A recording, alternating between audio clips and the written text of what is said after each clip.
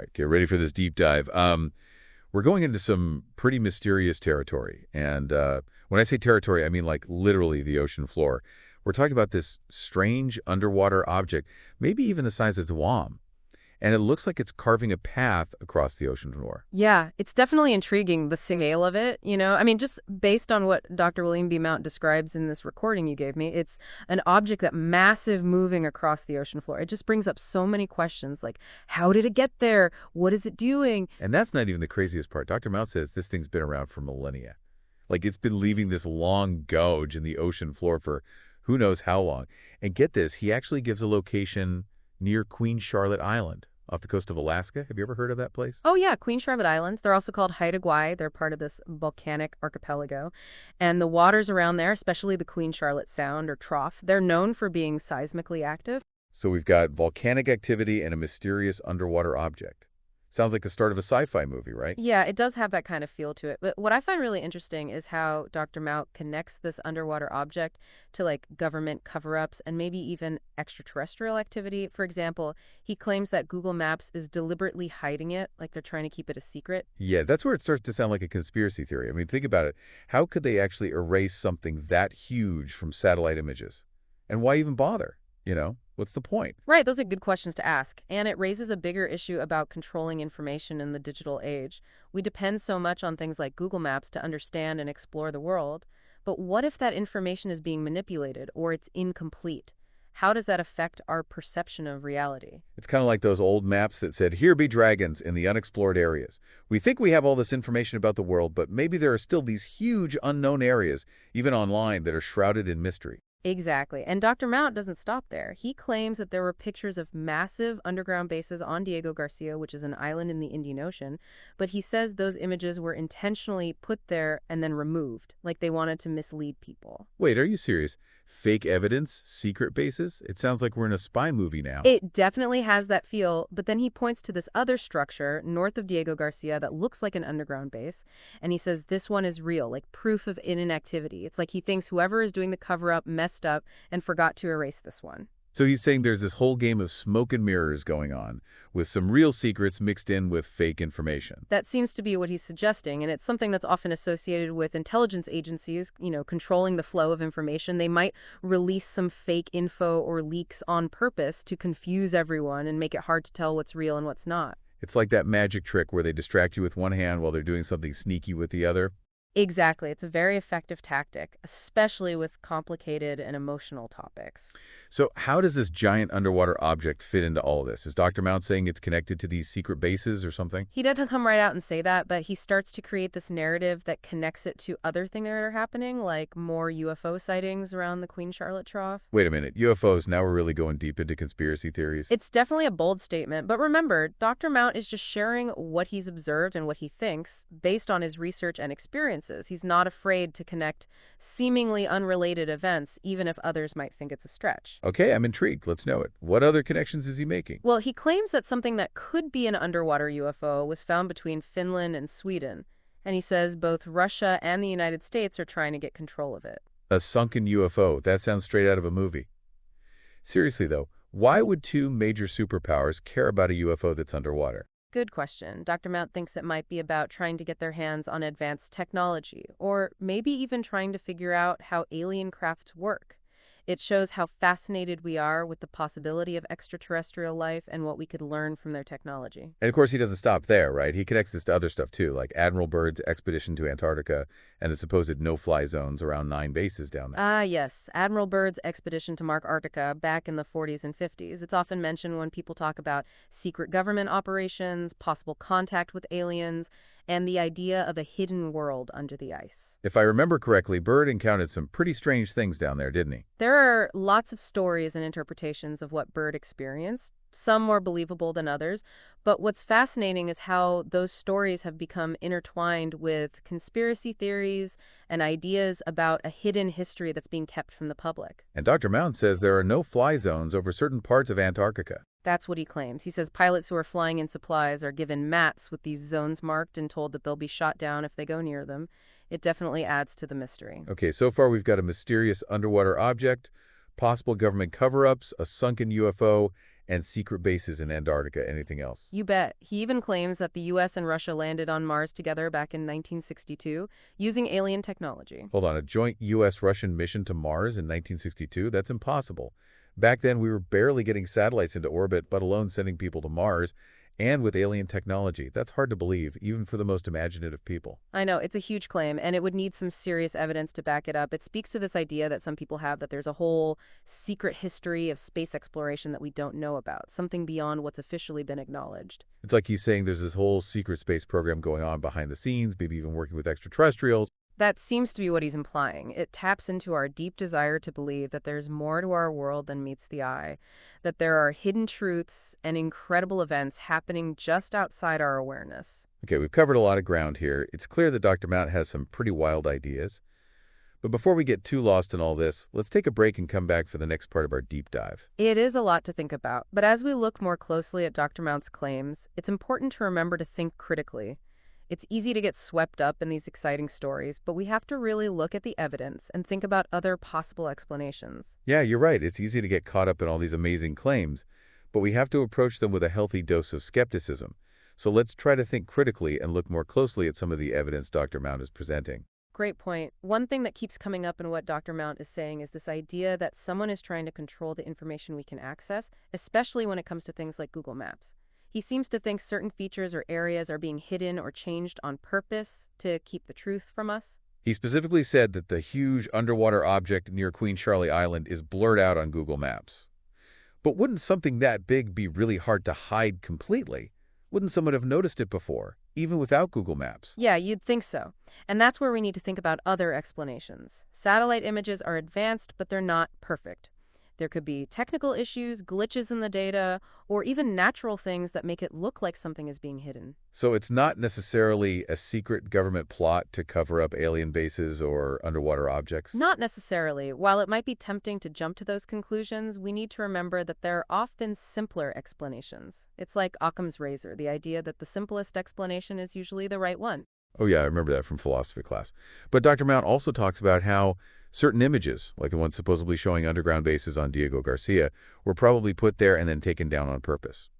He thinks it's a way to make people who are looking into these things look crazy, or to create a distraction to hide something else. That's what they call disinformation, and it's a real thing. Intelligence agencies and even some private groups have used disinformation campaigns to manipulate what the public thinks, cause trouble, or reach their own goals. So it is possible that some of the information Dr. Mount is using is intentionally misleading. It's definitely possible, and that's what makes this whole thing so tricky. We're dealing with a complicated mix of information, some of which might be true, some might be twisted on purpose, and some might just be misunderstandings or people interpreting things the wrong way. It's like trying to solve a puzzle where some pieces are missing, some are from a different puzzle, and some might even be fake.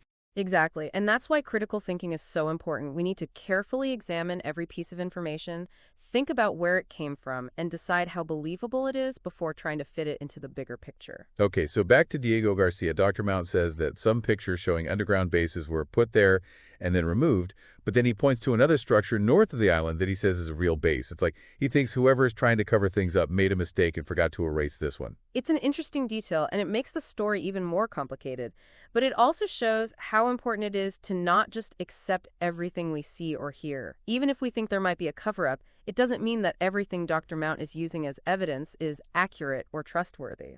So we have to be careful about picking and choosing evidence that fits a certain story, even if that story is exciting or interesting. Exactly. We need to find a balance between being open-minded and being skeptical. We should be open to exploring new ideas and challenging what we think we know, but we also need to be careful about how we evaluate evidence and avoid making conclusions based on incomplete or potentially biased information. Dr. Mount also mentions the CIA UFO files, which were declassified a while ago. He seems to think there's a reason why they were released to the public, like maybe they're trying to get us used to the idea of extraterrestrial life slowly. The release of government documents that were previously secret is always a big deal. It often makes people wonder what information was hidden and why they decided to make it public at that specific time. He seems to think it's part of a bigger plan, like they're gradually revealing something huge. But if that's the case, why do it so slowly? Why not just tell us what they know? That's something a lot of people have wondered about. Some think it's about controlling how the public reacts, like preventing widespread panic or social unrest. Others think it's about controlling the narrative, releasing information in a way that benefits them. It's interesting to think about what would happen if we found out for sure that we're not alone in the universe. How would people react? It's tough to say. It would definitely be a huge event that would change our understanding of our place in the cosmos. It could even challenge religious beliefs, scientific ideas, and our sense of who we are as a species. And then he ties this to the story about a possible underwater UFO being found between Finland and Sweden, which both countries are supposedly trying to keep secret.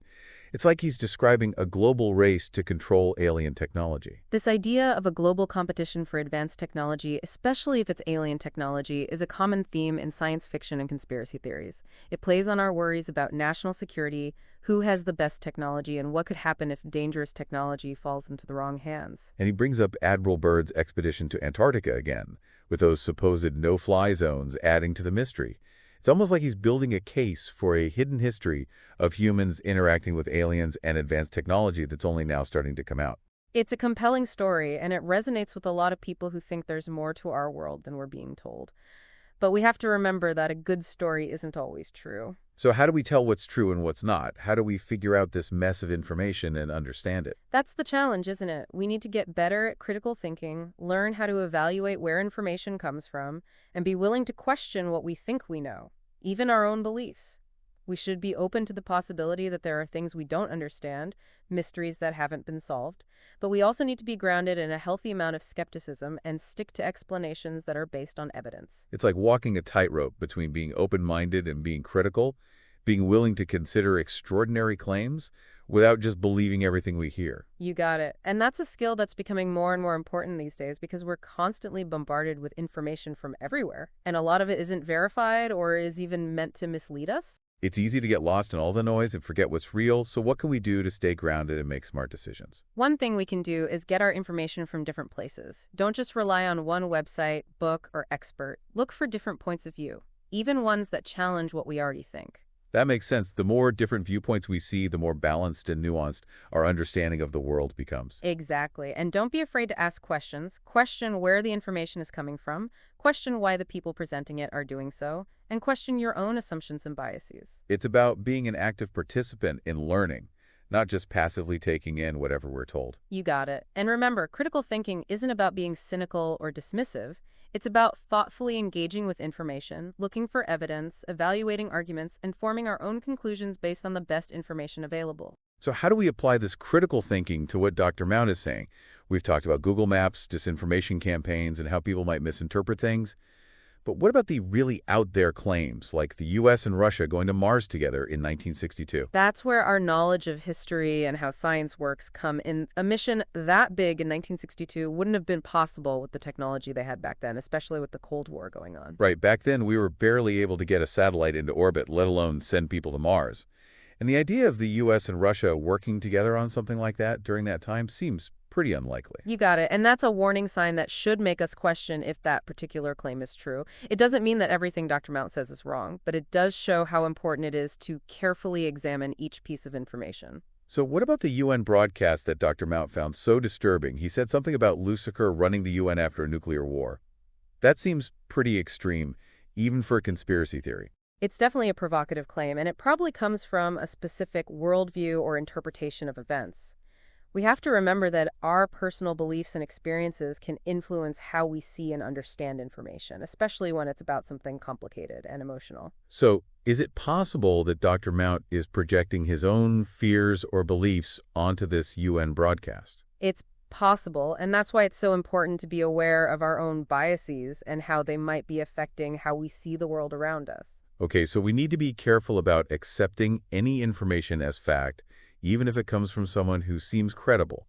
We need to think about the context, the motives, and the possibility of misinterpretations or intentional distortions. Exactly. And we have to remember that critical thinking is a process that never ends. It's not something we do once and then we're done. It's a way of engaging with the world, a set of skills and habits that we need to keep developing and practicing. It's like a muscle that we need to work out regularly to keep it strong. Exactly. And the more we use that muscle, the better we'll be at dealing with all the complicated and constantly changing information and misinformation we come across every day. It seems like we've covered a lot, from Google Maps to disinformation campaigns to critical thinking. But there's still more to discuss, right? What else does Dr. Mount talk about? Oh, there's more. He gets into some really interesting and kind of unsettling claims about a Russian meteorite warning and an online game called The Blackout that he thinks is more than just a game. But let's save those for the last part of our deep dive. All right, so we've talked about Dr. Mount's ideas about underwater objects, possible government cover-ups, and even a secret space program. But he doesn't stop there, does he? He goes on to talk about this Russian meteorite warning and an online game called The Blackout. Let's dive into that. Yeah, this is where things get really interesting. So Dr. Mount describes this event where Russia put on a warning about a meteorite, but then instead of a meteorite hitting, there's this huge fireball that was caught on video. And Dr. Mount is convinced it wasn't a natural event. He thinks it was some kind of aircraft exploding. So he's saying the Russian government knew about this beforehand and lied about it being a meteorite. But why would they do that? That's the big question, right? Dr. Mount thinks it could be connected to those secret space programs we were talking about. Maybe it was a secret mission that went wrong, or maybe they were testing some advanced technology that malfunctioned. It sounds like he's suggesting that governments aren't just hiding evidence of aliens, but are also running their own secret space operations. Exactly, and it plays into this deep distrust that some people have of authority figures. They believe that the people in power are keeping important information from the public. It's interesting how these themes of secrecy and hidden knowledge keep popping up in what Dr. Mount is saying. Yeah, it's a common thread in a lot of conspiracy theories, the idea that there's a hidden reality, a truth that's being kept from us by those in control. And then he connects this to an online game called The Blackout, which he thinks is more than just a game. Right. He says this game is super realistic, almost like it's based on real events or classified information. He thinks it's depicting a space war that's happening in secret where no one can see it. So he's saying this game is like a way of revealing the truth to those who are paying attention. That's one way to look at it, the idea that the truth is often hidden in plain sight, like in pop culture or things that seem like harmless entertainment. That's an interesting idea, but it also makes it really hard to figure out what's real and what's not. How do we know what to believe and what to just dismiss as fantasy? That's where critical thinking is so important. We need to be able to analyze information, evaluate the sources, and look at things from different perspectives. I get that. That even if we're super critical, it's hard to ignore how much Dr. Mount is saying and how consistent it is. He's painting a pretty detailed picture of hidden activities, government cover-ups, and possible alien involvement. He definitely is, and it makes sense why some people find his story so convincing. It provides a sense of meaning, a way to understand things that might otherwise seem random or confusing. It's like he's giving us a map to a hidden world, one that exists right alongside our own but is hidden from view. You got it. And that can be a very appealing idea, especially for people who are disillusioned with official explanations or who are looking for answers to questions that science or traditional explanations haven't been able to answer. But we have to remember that a map, no matter how detailed it is, isn't the same as the real thing.